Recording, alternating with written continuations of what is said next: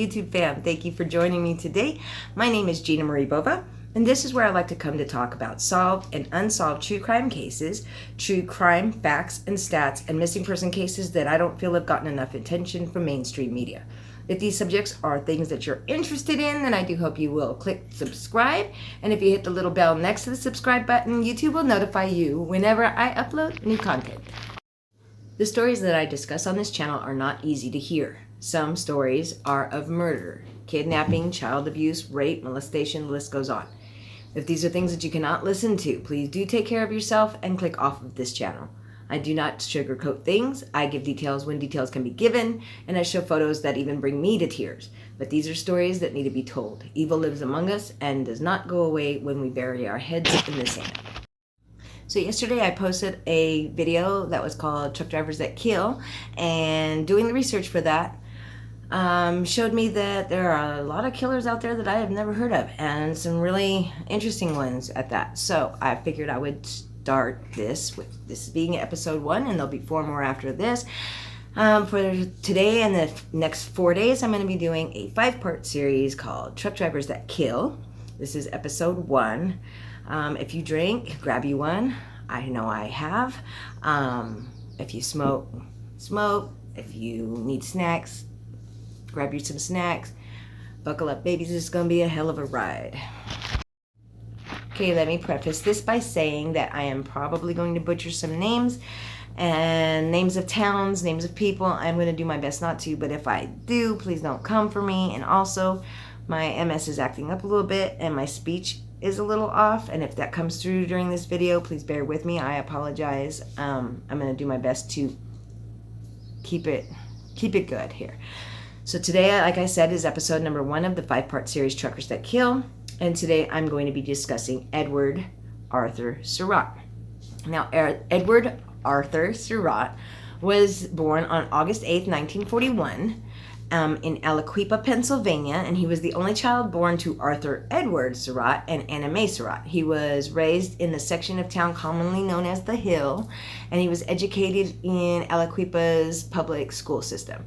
His parents were very respected Georgia transplants to the Hill, which was at the time a very bustling area. It was full of like social clubs and churches and stuff. His father came to Pennsylvania sometime in the 1930s. I couldn't find out exactly where, and I don't know when his mom came over, probably at the same time. And he had worked as a butler and a farmer and at J&L Steel Corporation in Aliquippa, but then he began his own successful refuse collection company, which is he owned some garbage trucks and they went around and collected garbage, and that is actually quite a lucrative career if you do it right. Now, folks on the Hill knew him and his wife as hard workers and doting parents. Anna Mae liked to dress her son really well.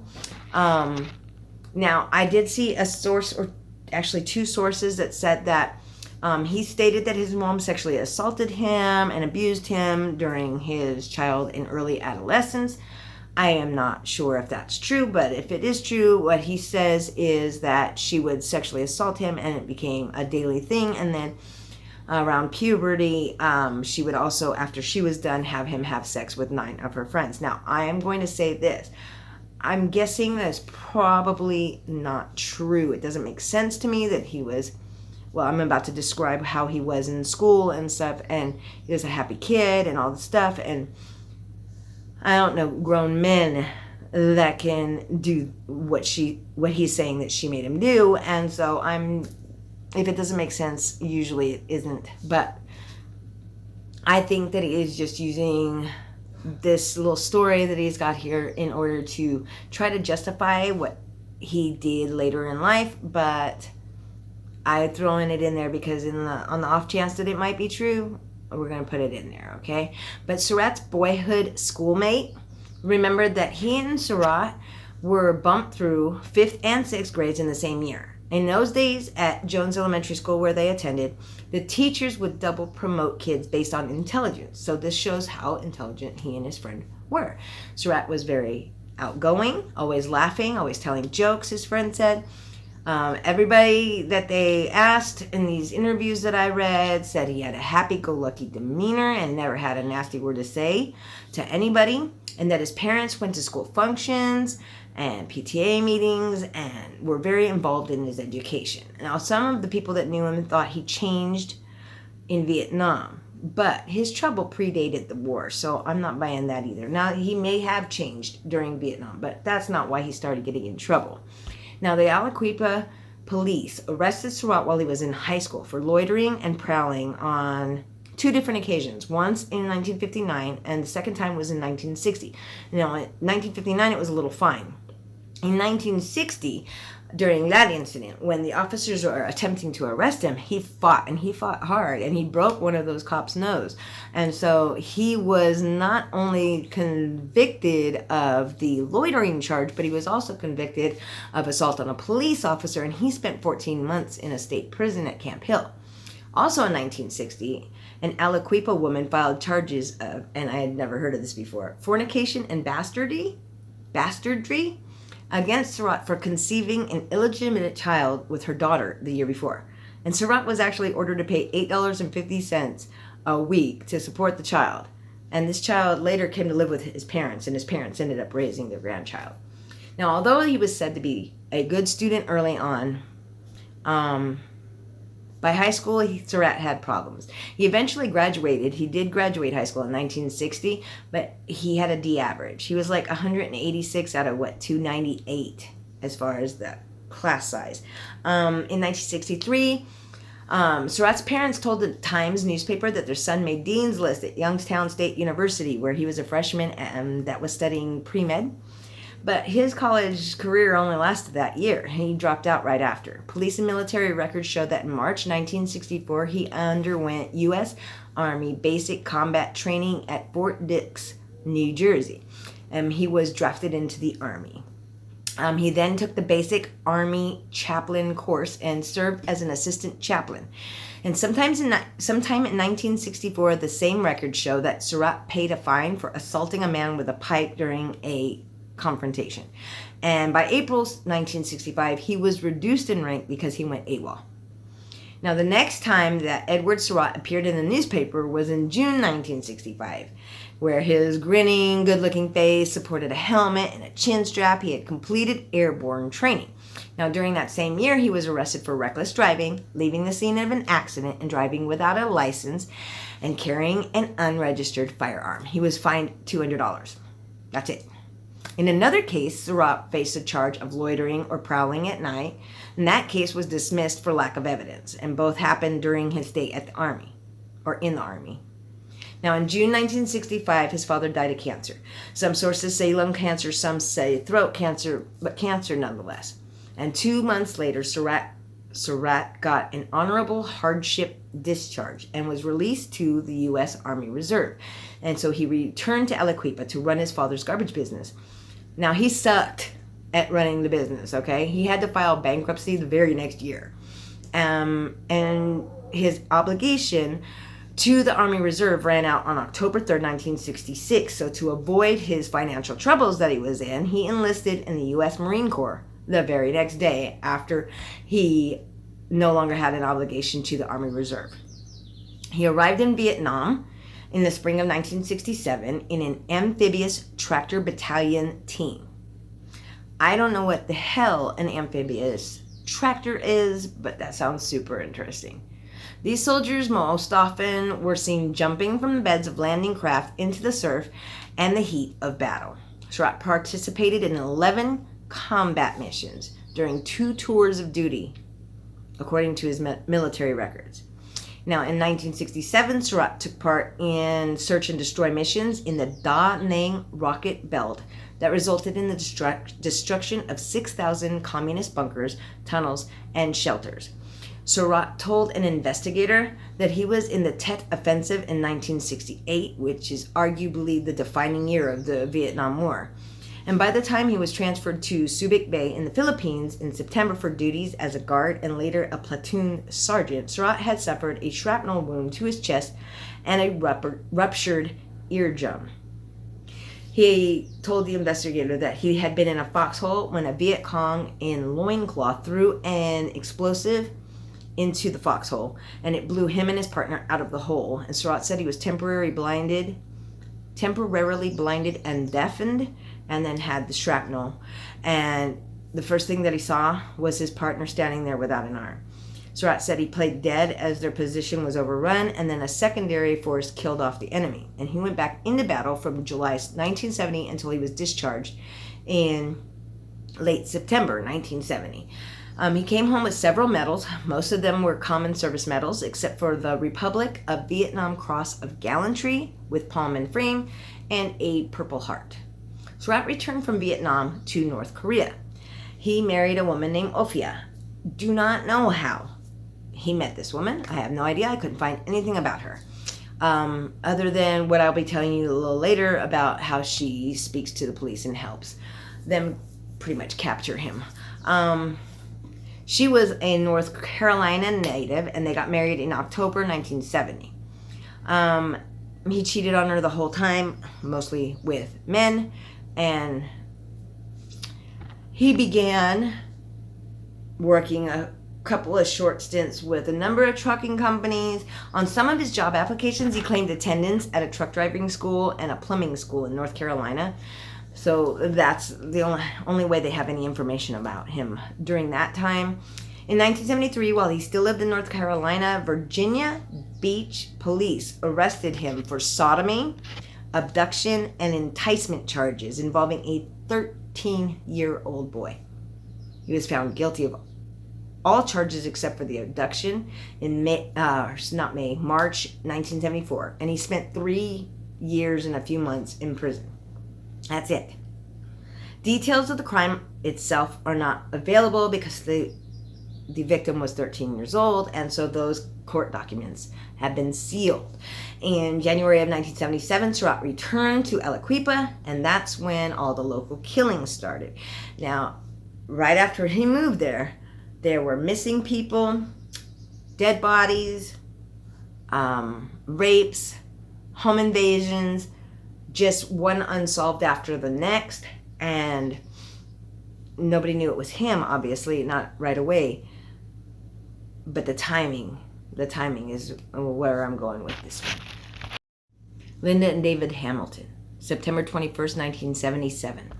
Linda Hamilton slept through a thunderstorm. The couple's children, 5-year-old Melinda, 3-year-old Christopher, had crawled into her bed at 9 p.m. David Hamilton watched late-night TV in the living room in his t-shirt and underwear. Next door, neighbors heard what sounded like a strong, rapid stroke of a hammer beginning at 12:45 a.m. Seconds before, a knock had sounded on the Hamiltons' kitchen door. David answered. 3 rounds from a .38 caliber handgun hit him in the back of the head and each of his shoulders as he turned to run. He collapsed and died in the entryway. The children found David there in the morning, and then they ran to the neighbors. They never saw their mom again. Police found the couple's car near the entrance of a closed strip mine in view of the truck stop where Linda used to work. Found were prints of a man's boots and Linda's bare feet, sometimes walking, sometimes being dragged. Later, neighbors in the area remember seeing a black man walking down the road from the direction of the truck stop. A bicycle that was found in the Hamilton's yard was stolen from the garage of a house along the road that they lived on. In between, people discovered flower pots toppled over as though someone had tried to peer through their windows. Initially, the Mahoning County Sheriff's Department suspected Linda of killing her husband.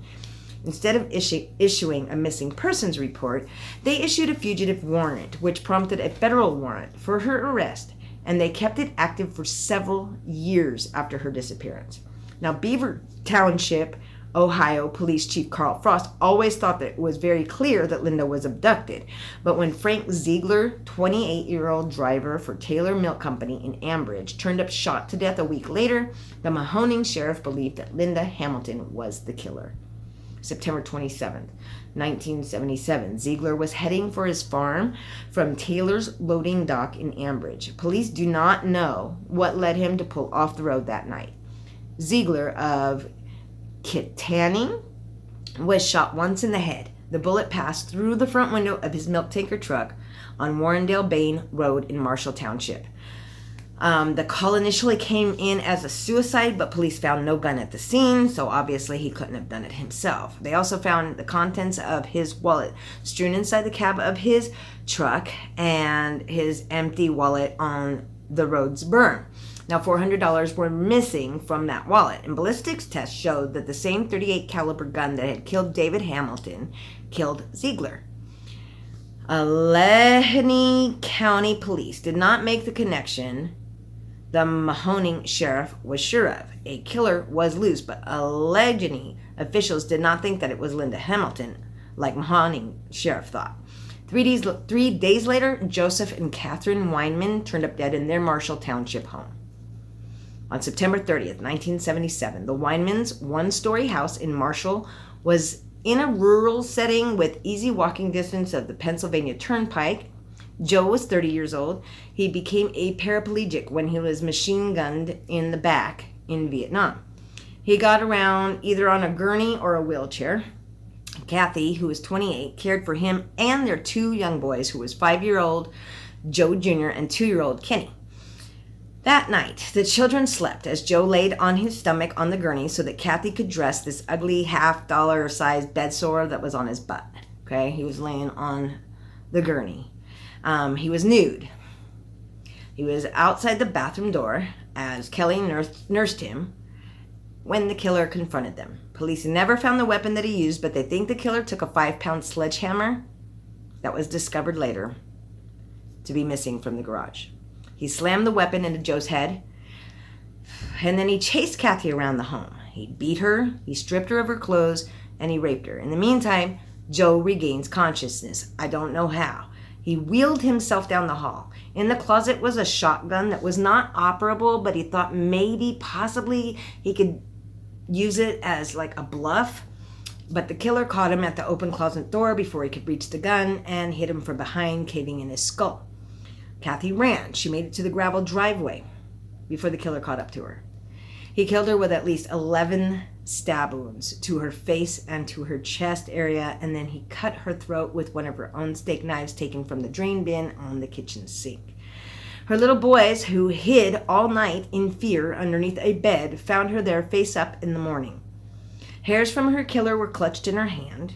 Her right index finger was broken from the struggle. Joe Jr. ran to a neighbor's house for help. The boy told officers that he saw the killer from his room. He called him a bank robber, the boy said. He wore a red bandana around the lower half of his face. And again, police had very little to go on. From the hair roots, they determined that the killer was probably black and had a type A positive blood. From the footprints, they learned that he wore a size 10 shoes, and that was the only clues they had. October 22nd, 1977, John Feeney, who was 17 years old, he was from Coraopolis. He was shot to death in his parents' van while parked on a date with his girlfriend, Renee Greger, who was 15. She was from Robinson Township. And they were in a little Lover's Lane area in Findlay Township. There was no trace of Renee left. She was a junior at Montour High School, and she was just days from her sweet 16. She's never been found. He was shot with a shotgun blast to his face. November 10th, 1977, the killer came in the morning for 63-year-old John Davis and his wife Mary. It was John's birthday. The couple rose and made coffee in the kitchen of their isolated single-story structure about 100 yards from the road. Across the road, patchy woods stretched to behind the same truck stop in Beaver Township where Linda Hamilton had worked. The killer came to the back door. John took a blast from a 12-gauge shotgun in the eye at close range. Mary probably drew her last breath in their bedroom where the killer stripped her, shot her in the chest, and left her spread-eagled after raping her. At some point, he also shot their dog in the basement. The killer then took a gas can from the Davises' garage. He poured gas all over the couple, and then he set them on fire. Passing motorists reported the blaze late that afternoon. Portions of the home were absolutely destroyed. The bodies of the Davises were intact but very charred, and any evidence of the killer was destroyed. The house also seemed completely ransacked, but because of the fire, they were not able to tell if there was anything missing. November 20th, 1977, the relatively calm Beaver County residents felt their world was shattered. That morning, 7-year-old Billy Adams woke in his bed in the family's secluded mobile home off Route 51 in Falston. His little 4-year-old sister, Wendy Jo, woke shortly after him. Then they found their father, William Adams Jr., 31, dead on his bedroom floor. He was naked, and he was laying on his back. His chest was mangled from the close-range blast of a 12-gauge shotgun. Their mom, Nancy, was gone. No signs of a struggle disrupted anything. Despite some valuable possessions in the home, family members didn't notice anything missing. It was like jewelry and some cash. Nancy's purse and keys were still there. Police could find no trace of an intruder. Searchers covered the surrounding woods and area for miles. They found nothing. Nancy Adams' remains would not be found until 8 years later in nearby Brady's Run Park, and she was it was skeletal remains that they had to test and figure out that it was Nancy Adams. They didn't find her until 1985. December 3rd, 1977, police officers respond to a call at a one-story ranch home on Schaefer Road in Moon Township. There they found 2 shocked girls, a 9-year-old Kelly and her 4-year-old sister Carrie, and they were the daughters of Richard and Donna Hyde. Richard, who was 34, he was very well liked. He was a principal at Fern Hollow Elementary School in Moon, and he laid face down on the kitchen floor. Blast from a 12-gauge shotgun had mangled his chest. His 34-year-old wife, Donna, who had a beautician's business in their basement, she was missing. Police later found her partially clothed body beneath a pine tree. She was laying face up. Something like a blackjack had been used to strike her head repeatedly, leaving several cuts, but Donna had not been raped. Police thought barking dogs at a nearby home had frightened off her attacker, and she died from the beating and exposure to the bitter cold. So she was still alive when the perpetrator ran off. Police discovered that the shell casing found at the end of the hallway in the Hyde's home matched the casing found in the Adams home. December 31st, 1977, a couple in Breezewood off the Pennsylvania Turnpike in Bedford County saw the killer coming, but they did not realize it, and they did nothing to stop him. The elderly couple was preparing to celebrate New Year's when the husband noticed a black man looking in his window. He didn't bother to notify the police, and the peeper went away. The killer then went to another ranch-style home nearby, and there he knocked on the kitchen door. Guy Mills, who was 64, had been watching TV, and he answered the door. The killer shot him at point-blank range. He then walked into the living room and shot 64-year-old Donna Mills in her nightgown. The grown grandson who lived with them found both bodies when he came home. Police had also found the body of Joel Druger, who was 36, of Altoona. He was in his car like 3 miles away at a rest stop on Interstate 70, and he was killed with the same shotgun used on the Mills. Police were just so confused by the killings until people came forward to report that they had seen a car that night at an abandoned gas station right down the road. The car was a Buick Electra. It was parked a short distance downhill from the Mills house, and the people who spotted it sandwiched between 2 semis thought it was curious enough to jot down the license plate number, and a check produced the owner's name and address, and it was Arthur Surratt of Aliquippa. When the state police contacted officers in Beaver County about Surratt, pieces started to fall together. The Mills had been killed in much the same way as others in the area. Though Donna Mills was not beaten or raped, other similarities were enough to interest police. And although Druger's death didn't fit the pattern, it was similar to the death of Ziegler, the Taylor milk truck driver that was killed in Allegheny County. Ziegler's and Druger's cases were also directly connected to other deaths because the guns used to kill them were used to kill victims who did fit the pattern. Police finally had a suspect. Surratt, they learned, was a long-distance truck driver and formerly a garbage hauler. And suddenly it made sense that all the murder sites were near major routes, truck stops, and garbage dumps. Feeney and Gregor were parking near a garbage dump, a place Surratt knew. The Hydes lived near another garbage dump. The rest lived near major trucking routes. Starting to fall together.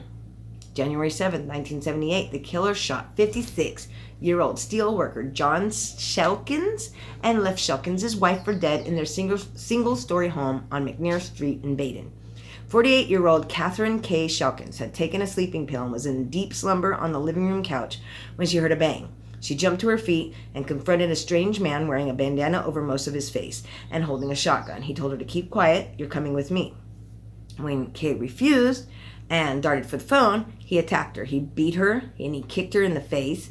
Next thing she knew, the killer was gone, and her daughter, who was returning home from a date, stood over her in horror. Police thought her daughter might have frightened the killer away, and that's more than likely what happened. Police found the killer had entered through a basement door and had climbed the stairs. John Shelkins was watching television and probably heard him approach and met the blast of his shotgun in the hallway at the top of the stairs. Kay Shelkins, her beaten face nearly unrecognizable, told the police she could not describe the killer. But after much questioning, she remembered little tidbits. She said the killer wore a bandana, he had dark hair. She thought it was a wig, though, and all police had from the crime scene was a man's size 10 shoe print. Later, she did say that she thought the attacker was a white man, which causes problems later as far as suspects go, but you'll see why. So now many people are dead. Most others were afraid that they were going to be next. Kay had to help the police find the killer, so despite her groggy state during the attack, she described this white man, right? Her words led to instant division among the investigating officers. Many gave up on Edward Surratt immediately because, obviously, he's black. And others thought the enormous pressure on Kay elicited an imagined response. Either description crippled the police effort. Now, here's the thing. You remember Christy, who was in her driveway and her hand clutched the hair? That was of a black man. So the vehicle license plates came back to a black man. They just assumed it was going to be a black man, but when she said white man, all of a sudden the investigators were split. But see, when you've gone through such a traumatic experience, your memories are going to be clouded anyways. Not to mention that he almost immediately beat the shit out of this poor lady. Her eyes were swollen shut. Her face was completely black. Not black and blue, but black. Her chest and her face were so swollen and black that she was unrecognizable to her own son. Okay, so... And her husband just got killed on top of that. And she said right off the bat she could not remember and could not give any information about the attacker.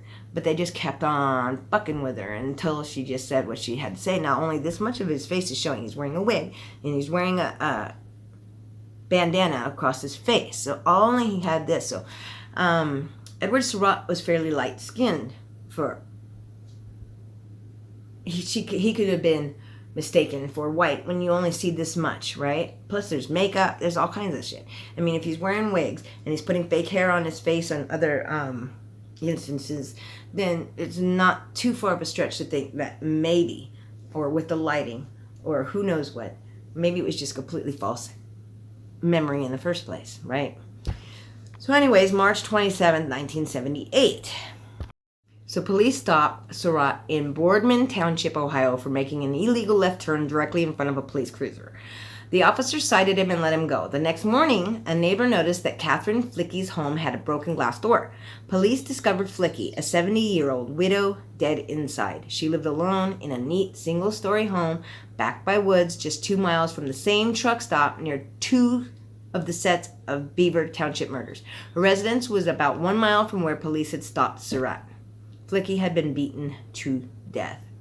They found Flicky nude in her bathtub. Moisture on her skin made it appear that the killer had filled the tub and then allowed it to drain, possibly destroying physical evidence on her body. Police carefully vacuumed the scene and found hairs consistent with those of a black man.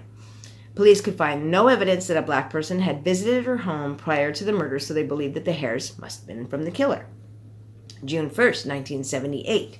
66-year-old Luther Langford of West Columbia, South Carolina, was found murdered along with his wife, Nell, who was 58, who had been severely beaten, sexually assaulted, and left for dead inside their single-story home.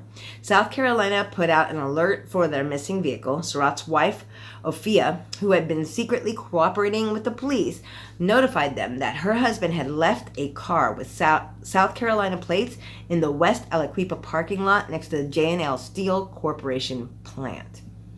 June 6, 1978, when Surratt appeared at the parking lot at 10:20 p.m., undercover troopers attempted to apprehend him, but Surratt led the men, who were weighed down with heavy protective vests and such, down a chase down toward the mill.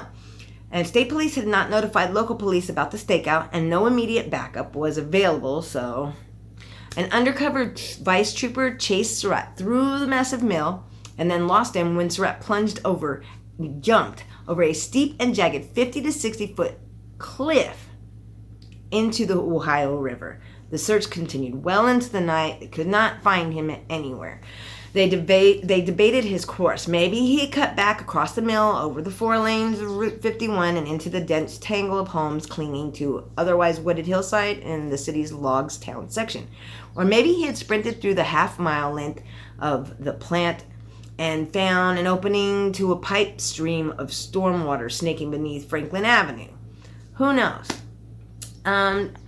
The entrance was plenty large enough for a man to run or even dive through. The tunnels beginning a little more than a mile away at the city's Stone Arch area was a place at which Surratt had played as a child, so he knew the area really well. Others argued that Surratt dived into the Ohio River and just swam away. Another theory was that a mill worker sneaked him out. Surratt was familiar with the mill, having delivered steel ingots there at times. Surratt would next turn up in Florida. July 1st, 1978. That night, a man, his wife, and their teenage daughter were held hostage by a black man at their North Beach single-story home. The intruder had fallen asleep, and the father had escaped to a neighbor's house where he called police. 4 officers arrived to find a silent struggle with neighbors holding back the distraught father as he tried to go back into that house and kill that intruder. The father said the intruder had forced his way into the house that day with a 7mm Mauser rifle, tied everyone up with electrical cords in the bedroom, and then repeatedly raped his wife and his 18-year-old stepdaughter right in front of him. Then the intruder drank a bottle of their wine, smoked 2 marijuana cigarettes, and passed out naked on the bed. Somehow the father freed himself, escaped with the gun. Florida police held Surratt for 3 days before FBI descriptions of Surratt's tattoos, fingerprints, and scars alerted them to who he was. And as soon as word got out, officers from nearly every locale, they all wanted him. Every agency. Everyone where he had possibility of being, they all headed to the Sunshine State to question his ass. Now, hold up. I know that victim shaming or whatever is an awful thing. And I'm not trying to do that here, but I'm trying to understand. The father, or the man, his wife, and his stepdaughter get tied up. The intruder beats and rapes his wife and his stepdaughter multiple times, drinks a bottle of wine, smokes some weed, passes the fuck out. Dad unties himself and grabs the gun, and instead of shooting that motherfucker, he goes to the neighbor's house and calls the cops, and then what? He's like, oh, let me at him, hold me back. And they were like trying not to let him go in there and kill him. He had his chance to kill him. And had he killed him, that might have actually helped a lot of people out. I'm just saying. It's funny how people get balls when there are other people to hold them back, is all I'm saying. But on the other hand, we never know how we're going to react when we're in that kind of situation. I kind of think I do, but that's besides the point. Edward Surratt only confessed to and was convicted of killing Luther and Nell Langford of West Columbia, South Carolina. He is the prime suspect in similar unsolved murders on the eastern seaboard. Seaboard. He is currently serving life in a South Carolina prison with enough convictions to keep him locked up for the rest of his natural life. Now, in 2007, he admitted to killing 6 other people. An officer would start visiting him and built a rapport, and he admitted to 6 murders. But he was already doing life, so I guess they felt not like charging him. I don't understand that, but it is what it is. And then a few years later, I believe it was 2004 or 2005. No, 2014 or 2015, where he admitted to another 6. And he wanted to be transferred to a nicer prison, I guess, and said, I'll show you where the bodies are if you transfer me. And they said, no, you could just stay here, because he had already tried to escape a couple times and they weren't having it. So he is in prison on murder of Luther and Nell Langford of West Columbia, South Carolina, assault and a rape charge, I believe, and then also attempted escape. He's doing like 200 years, but he was supposed to be allowed to apply for parole after 60 some years, which hasn't come up yet, but it's coming. So they went ahead and they prosecuted him on another murder charge in 2007, and he got another life conviction. So some of the family members did not want to have to go through the trial of hearing what happened to their family members. They didn't want to bring it all back up again and open up that old wound. And so, since he would not be getting out anytime during his natural life, prosecutors in different states all decided to go ahead and just let it be. Now, because of that, there are still all these unsolved cases. So they can't close him because he wasn't found guilty, but they pretty much know who did them. But there are still bodies that have never been found. And he did state that his first murder victim that never was seen again, that she will never be found because he put her in trash, and 30, 40 years of trash had been piled on top. So he said there's no way in hell anybody's ever finding her. And he buried another one in a shallow grave. And the only way that anybody, if they haven't found her by now, they're never going to. And I guess the police were okay with that because they didn't want to give him the chance to go to a minimum security prison and escape, because nobody wants this motherfucker back on the streets. That is guaranteed. He's where he belongs. And I hope he's having a wonderful time in prison with these big bubba in there kicking his ass for all the rapes. And I mean, I don't know how I've never heard of this man. Have you ever heard of him? I mean, if you've heard of him or you know of any more information about any of these cases that I wasn't aware of, because this is my first time hearing about him and I've only had 2 days to research, so I'm sure there's more to this story. And if you know it, I would love for you to put that down in the comment section and we can have a little dialogue. But in the description box, I'm going to give you 2 phone numbers. One is to a police department, one is to the FBI. If you have any information about any of the cases that I spoke of today that have not been solved technically, or any other cases that he may have something to do with, because he was in South Carolina, Florida, Ohio, and Pennsylvania in the 70s. Any cases that you might know of that fit this same MO, or any information that you might have, you can stay anonymous, but say something. I'm going to go ahead and post that all in the description box. Before you head out, please remember to subscribe if you haven't already. If you already have, thank you for that. Maybe hit the like button for me, throw a comment down below, share the video. The more people that see it, the better. And until next time, which will be tomorrow, because we're going to be on episode number 2 of the 5-part series, Truckers That Kill. So hopefully I will see you here again tomorrow. But until then, until we meet again, y'all stay safe out there.